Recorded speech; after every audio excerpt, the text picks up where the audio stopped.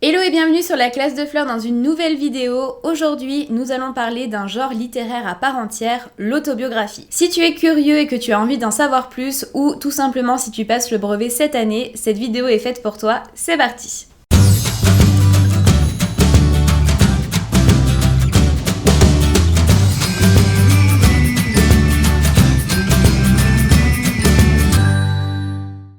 Si jamais tu passes le brevet cette année, l'objet d'étude qui est rattaché à l'autobiographie s'intitule « Se raconter, se représenter ».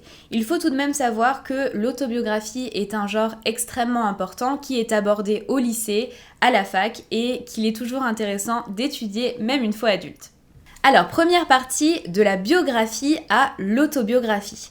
Depuis l'Antiquité, nous racontons la vie de héros ou de personnages historiques extrêmement importants. C'est ce que l'on appelle des biographies.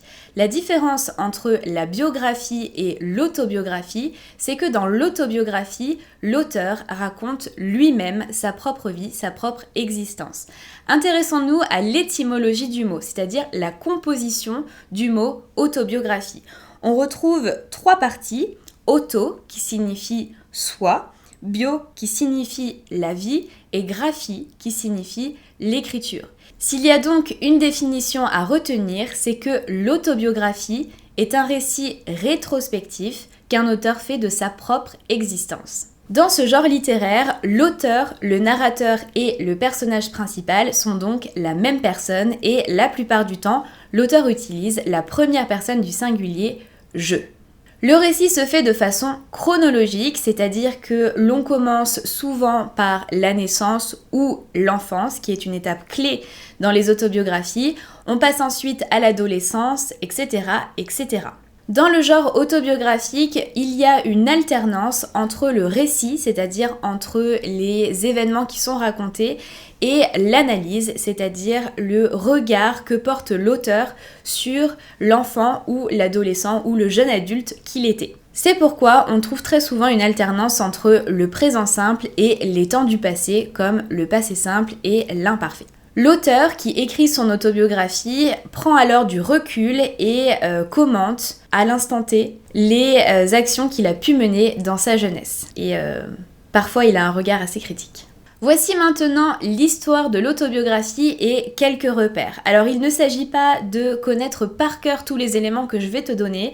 Maintenant, il est quand même intéressant de savoir un petit peu comment l'autobiographie, le genre autobiographique s'est construit et de savoir quelles ont été les grandes étapes de l'histoire de ce genre littéraire.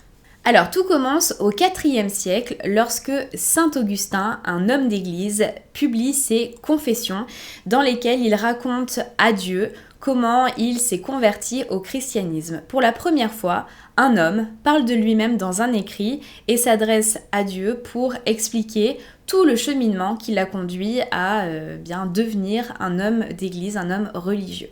Il faudra ensuite attendre le XVIe siècle pour que Montaigne publie ses essais et se place à son tour au cœur de son œuvre écrite. Il se place en personnage principal de son œuvre pour deux raisons. Tout d'abord pour mieux se connaître, essayer de faire un petit peu ce qu'on fait aujourd'hui avec le développement personnel, et ensuite pour être connu des autres. Petite recherche de popularité. Au XVIIIe siècle, Jean-Jacques Rousseau publie les Confessions qui sont aujourd'hui considérées comme étant la première autobiographie. À cette époque-là, la notion d'individu devient essentielle. On place l'homme au cœur de l'existence, au cœur du monde et chaque vie, chaque individu devient unique et on estime que les différentes vies valent le coup d'être racontées.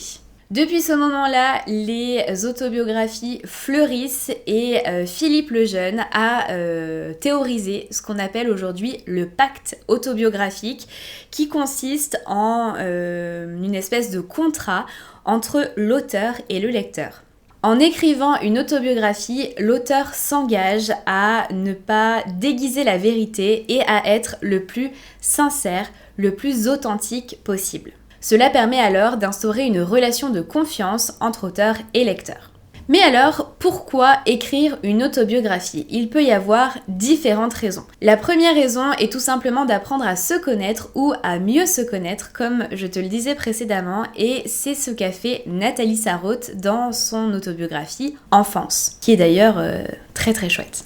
Cela peut être aussi pour contrer la solitude. On se souvient par exemple du journal d'Anne Frank, dans lequel la narratrice s'adresse directement à son journal qu'elle a nommé Kitty et avec qui elle instaure un véritable dialogue puisque à l'époque elle est extrêmement seule et cela permet de passer le temps et de lui donner un peu de courage pour faire face à la situation qui était la sienne. Cela peut être aussi pour partager ses sentiments, ses expériences ou alors pour ne pas les oublier, c'est ce qu'a fait Montaigne dans ses essais. Pour avouer, se justifier ou encore se racheter, c'est cette fois-ci ce qu'a fait Jean-Jacques Rousseau dans ses Confessions. Ou encore pour instruire, comme le fait Simone de Beauvoir dans Les Mémoires d'une jeune fille rangée qui permet de prendre connaissance de la condition féminine à son époque. Ce qu'il faut retenir, c'est que chaque autobiographie est un véritable témoignage.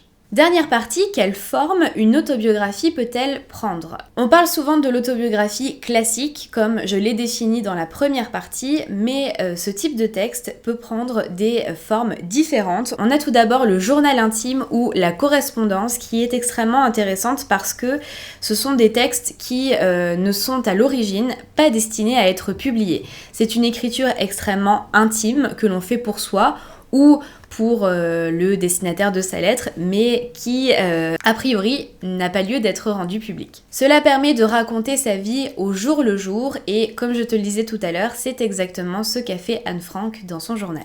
Nous avons ensuite les mémoires, et j'en profite pour te dire que c'est un nom masculin pluriel et qu'il prend toujours une majuscule. Les mémoires permettent à l'auteur de raconter sa vie à travers les événements historiques qui se sont produits. Il se place alors comme véritable témoin historique et relate les différents événements qu'il a vécus. C'est le cas par exemple de Chateaubriand dans Les Mémoires d'Outre-Tombe, où il parle de sa vie, mais il parle aussi de Napoléon. L'essai, comme les essais de Montaigne, développe une réflexion qui est davantage personnelle, dans un ton libre, et qui permet de se poser les grandes questions de l'homme et de l'univers. Donc on a cette fois-ci un aspect un petit peu plus philosophique et c'est un genre qui appartient complètement à l'argumentatif. Vient ensuite le roman autobiographique qui est un genre extrêmement intéressant puisqu'il mêle fiction et réalité. Si certains points de l'œuvre sont inspirés de la vie réelle de l'auteur, il y a autour un certain nombre de choses qui sont brodées et qui ont été rajoutées. Dans ce cas-là, si l'auteur et le personnage s'apparentent, ils sont quand même bien différents. Comme exemple, je pourrais te citer Vipère au point d'Hervé Bazin. Et on termine avec le récit de voyage qui permet à l'auteur de partager ses moments de vie, son vécu, à travers la découverte de lieux géographiques ou de cultures qui lui étaient étrangères jusqu'à présent et qui lui permettent de partager son expérience à travers la découverte de ces nouveaux lieux et de ces nouveaux peuples. C'est ce qu'a fait Marco Polo dans le Livre des Merveilles. Et voilà tout ce qu'il te faut savoir sur le genre autobiographique pour aller un petit peu plus loin et enrichir tes écrits, que ce soit la rédaction ou la dissertation. Je t'invite à t'intéresser à l'autoportrait qui est l'équivalent de l'autobiographie mais dans le domaine de l'art, dans le domaine pictural, etc., etc. Ça peut être extrêmement intéressant de mêler les deux. Je t'ai préparé également une fiche bilan, une fiche de révision que tu pourras télécharger. Le lien sera dans la barre d'infos. Cela pourra t'aider à réviser, même si, à mon sens, il faudra que tu la retravailles et que tu te l'appropries. Si tu passes le brevet, je te mets aussi dans le petit i la playlist qui te permettra de réviser différents éléments et je te prépare aussi une vidéo sur 3 autobiographies à lire absolument. Pour ne pas la manquer, n'hésite pas à t'abonner et à activer la cloche afin de ne rater aucune des prochaines publications. Si la vidéo t'a plu et si elle t'a aidé, n'hésite pas à la liker et si tu as des questions, n'hésite pas à les poser dans les commentaires, j'y répondrai avec grand plaisir. En attendant de te retrouver très vite sur la classe de fleurs, je te souhaite une très belle fin de journée et je te dis à bientôt. Ciao!